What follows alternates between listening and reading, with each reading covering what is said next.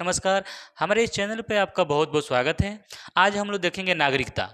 नागरिकता क्या है, मतलब सिटीजन क्या होता है, उसी को हम लोग समझेंगे। नागरिकता में क्या प्रावधान प्रावधान है उसके बारे में समझेंगे। यानी भाग 2 में नागरिकता का वर्णन किया गया है। इसके पहले जो भाग 1 था उसमें राज्य एवं संघ क्षेत्र था, उसके बारे में पढ़े थे। लेकिन आज जो हम लोग पढ़ेंगे वह पढ़ेंगे भाग 2, और भाग 2 में नागरिकता का वर्णन है। और नागरिकता में 1 नंबर भाग सॉरी नागरिकता में कौना अनुच्छेद से किस अनुच्छेद से लेकर किस अनुच्छेद तक इसकी चर्चा किया गया है, तो इसको देखेंगे। इसमें जो है भाग 2 में नागरिक अनुच्छेद जो है, अनुच्छेद कितना से कितना तक वर्णन है, अनुच्छेद 5 से लेकर 11 तक अनुच्छेद का वर्णन किया गया। तो सबसे पहला सवाल कि भाग 2 में कौन अनुच्छेद से किस अनुच्छेद तक का वर्णन, किस अनुच्छेद से लेकर किस अनुच्छेद तक का वर्णन किया गया है, तो 5 से लेकर 11 तक वर्णन किया गया। और उसको हम लोग समझेंगे 5 में 5 अनुच्छेद क्या कहता है, 6 अनुच्छेद क्या कहता है, 7 अनुच्छेद क्या कहता है, इसके बारे में सबसे पहले समझेंगे। देखिएगा, पहला अनुच्छेद क्या कहता है, सबसे पहले जानेंगे कि भाग नागरिकता, भाग 2 में किस चीज का वर्णन, नागरिकता का वर्णन। अनुच्छेद कहाँ से लेकर 5 से लेकर 11 तक में। ठीक है, आगे बढ़ते हैं। फर्स्ट नंबर में 5 नंबर क्या क्या, अनुच्छेद 5 क्या कहता है, इसको समझिएगा। अनुच्छेद 5 क्या कहता है, अनुच्छेद 5 जो कहता है संविधान के प्रारंभ पर नागरिकता। संविधान के प्रारंभ पर यानी संविधान जब बना उस समय की नागरिकता। यानी संविधान कब बना था, तो संविधान पर सबसे पहले जानेंगे कि संविधान कब बना था। तो संविधान जब बना था वो 26 जनवरी 1950 को बना था। 26 जनवरी 1950 को क्या बना था, संविधान बना था। तो 26 जनवरी 1950 के पहले जिसके माता पिता, उसका जन्म भारत में हुआ, 3 कंडीशन है। ये तीनों कंडीशन में से कोई अगर फॉलो करता है तो यह जो हो जाएगा वो भारत के नागरिक कहलाएगा। सबसे नंबर 1 क्या है, 26 जनवरी 1950 से पहले उसका जन्म भारत में हो। 1 नंबर कंडीशन।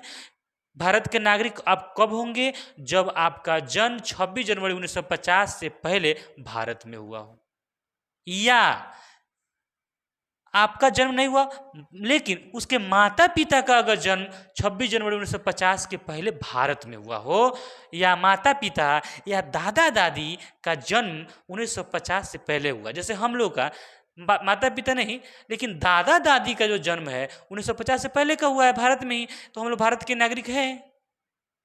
यानी हमारे कहने का मतलब क्या है, भारत के नागरिक आप कब हो सकते हैं, जब आपके माता पिता का जन्म, चाहे आपका जन्म अगर 26 जनवरी 1950 से पहले हुआ है, या आपके माता पिता का जन्म 26 जनवरी 1950 के पहले हुआ है, या आपके दादा दादी का जन्म 26 जनवरी 1950 के पहले भारत में हुआ है, तब आप भारत देश के नागरिक है। दूसरा, ये दोनों में से आपका जन्म हुआ हो, या आपके माता पिता का जन्म हो, या आपके दादा दादी का, यानी माता पिता तो इनके माता पिता का जन्म, यानी आपका दादा दादी का जन्म अगर भारत में हुआ है 1950 से पहले, तब आप भारत के नागरिक हैं। सी नंबर क्या कहता है, या संविधान लागू हुआ ना, 26 जनवरी जो 1950 के जब संविधान लागू हुआ था उसके पहले अगर आप 5 वर्ष पहले भारत में रहते, 5 साल पहले से अगर भारत में रह रहे होंगे, तो आप भारत के नागरिक कहलाएंगे।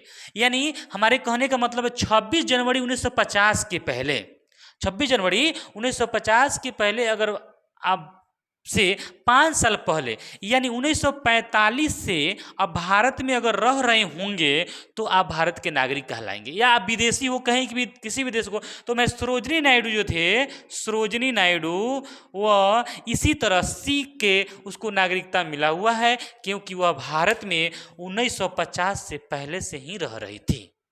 या कोई भी, जैसे लाला हरदयाल, कोई भी जो मतलब यह नियम क्यों लाया गया, क्योंकि बहुत सारे स्वतंत्रता सेनानी थे जो विदेशों में जाकर हमारे भारत के लिए लड़ाई कर रहे थे, उसके लिए लागू किया गया था कि उस 26 जनवरी 1950 से पहले वो भारत के हो, तब तो आपको नागरिकता मिल सकती है। ठीक है ना, इसको आप ध्यान से देखिए। तो अनुच्छेद 5 समझ गए। 5 क्या कहता है, अगर आपके माता पिता या आपका जन्म या आपके दादा दादी का जन्म 1950 से पहले हुआ हो, या 26 जनवरी 1950 से पहले से आप 5 साल पहले से भारत में रह रहे हो, भले आप कहीं का भी हो, तो आपको भारत की नागरिकता मिल सकती है। छठा नंबर क्या कहता है, देखिए छठा और सातवां, छठा नंबर और सातवां नंबर दोनों, यह जो दोनों नागरिकता लाया गया, क्यों लाया गया। देखिए जब हमारा देश आज़ाद हो रहा था तो उस समय क्या हुआ ना कि बहुत सारे मतलब हिंदू जो पाकिस्तान में पाकिस्तान से हिंदुस्तान में आना चाहता वह हिंदुस्तान में आ गया, और बहुत सारे यहाँ का मुस्लिम पाकिस्तान में चला गया।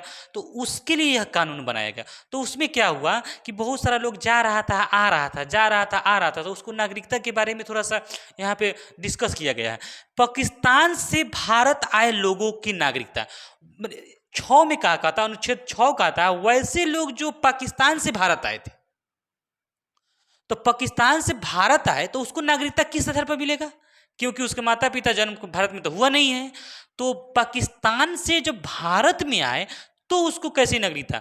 तो जब पाकिस्तान से बहुत सारे बहुत सारे हिंदू लोग पाकिस्तान से भारत आ रहे, तो सरकार ने एक फैसला लिया, एक परमिट बनाया कि बहुत सारे लोग आ रहे हैं तो कुछ ना कुछ परमिट होना चाहिए ना। तो एक परमिट निकला, परमिट बना, परमिट तैयार हुआ 19 जुलाई 1948। ठीक है ना।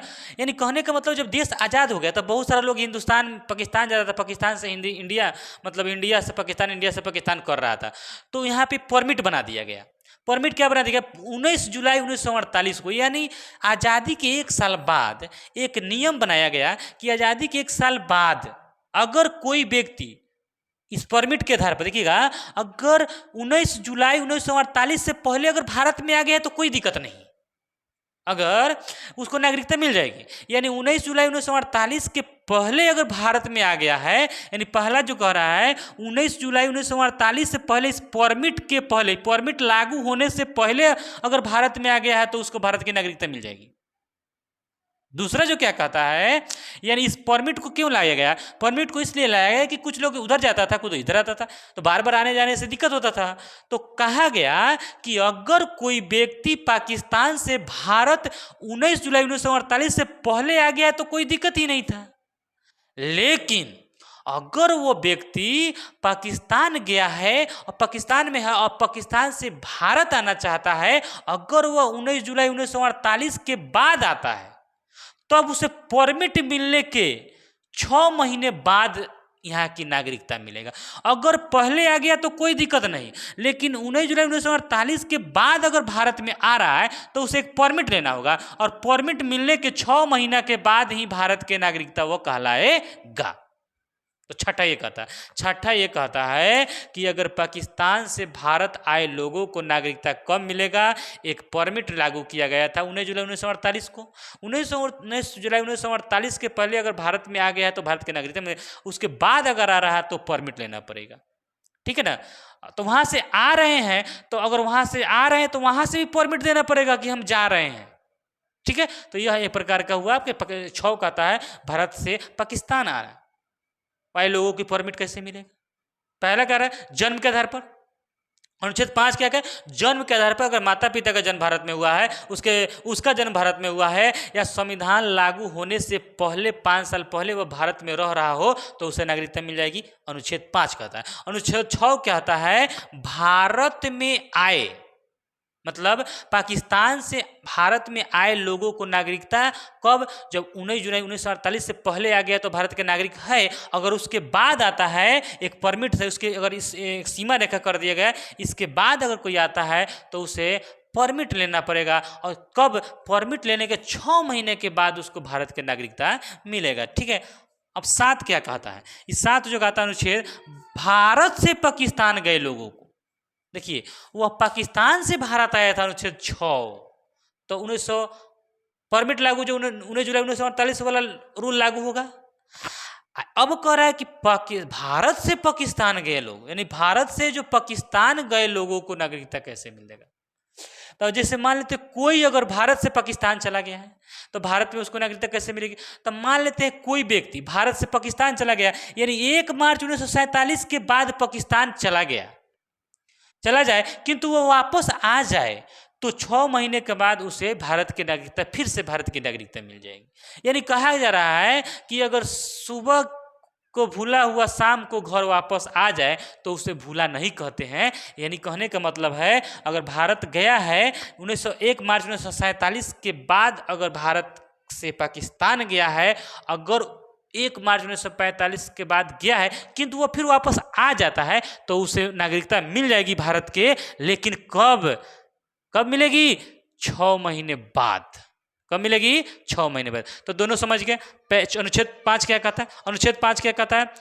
आपका जन्म भारत में हुआ हो, या आपके माता पिता का जन्म भारत में हुआ हो, या आप संविधान लागू होने से 5 साल पहले से ही भारत में रह रहे हो, तो भारत की नागरिकता मिल जाएगी, जैसे सरोजिनी नायडू को मिला था। अनुच्छेद 6 कहता है भारत से पाकिस्तान गए लोगों को पाकिस्तान से भारत आए लोगों को नागरिकता, यानी जो पाकिस्तान से भारत आ रहा है उसको नागरिकता कैसे मिलेगा? तो 19 जुलाई 1948 को एक नियम लाया गया, अगर 19 जुलाई 1948 के पहले भारत में कोई आ गया है तो उसको स्वेच्छा से नागरिकता मिल जाती है। अगर 19 जुलाई 1948 के बाद कोई आता है तो उसे परमिशन तो मिलेगा नागरिकता, लेकिन 6 महीने बाद फॉर्म पहले भरेगा, फॉर्म भराने के बाद वेरिफिकेशन होगा, उसके बाद 6 महीने के बाद उसको नागरिकता मिलेगा। अब 7वां क्या कहता है? भारत से पाकिस्तान गए लोगों को, अगर कोई भारत से पाकिस्तान चला गया, फिर उसको मन ना पाकिस्तान में हमको नहीं मन लग रहा है, तो फिर वहाँ से चल आया तो उसको नागरिकता मिल जाएगी। कब मिलेगी?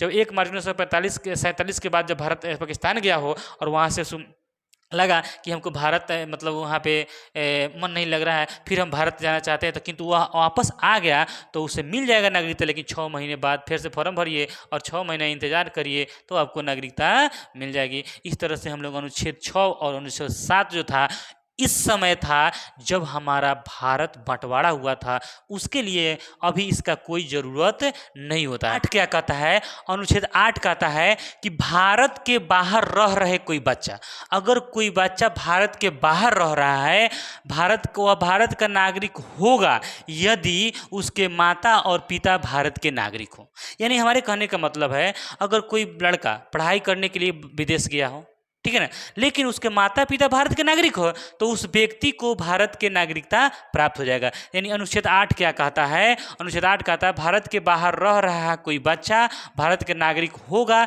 यदि उसके माता पिता भारत के नागरिक हो, तो उसको भी भारत के नागरिकता मिलेगी। अब अनुच्छेद 9 क्या कहता है? अनुच्छेद 9 कहता है, ध्यान से देखिएगा, अनुच्छेद 9 का क्या कहता है? अगर विदेश जाकर अब विदेश के जाकर वहाँ की नागरिकता प्राप्त कर लेते हैं स्वेच्छा से, विदेश जाकर वहाँ की नागरिकता प्राप्त कर लेते हैं तो यहाँ की नागरिकता ऑटोमेटिक समाप्त हो जाएगा, ठीक है ना। यानी हमारे कहने का मतलब समाप्त हो जाएगा, यानी कहने का मतलब है अब विदेश जाकर अब पाकिस्तान चले गए, अमेरिका चले गए, चीन चले गए और वहाँ पे जाके वहाँ के नागरिकता प्राप्त कर लिए तो आपकी भारत की नागरिकता स्वतः समाप्त हो जाएगी। यही आपका 9 कहता है। 8 समझ गए, 9 समझ गए, यानी आप विदेश में जाकर वहाँ की नागरिकता प्राप्त कर लेते हैं तो आपको यहाँ भारत की नागरिकता समाप्त हो जाएगी। 10 क्या है? अनुच्छेद 10 कहता है नागरिकता बना रहेगा जब तक कोई अन्यथा कार्य न करे। देखिए, आपका भारत देश के नागरिक है तो आपका नागरिकता बना रहेगा। कब तक? जब आप भारत के विरुद्ध कहीं काम करते हैं तो आपका नागरिकता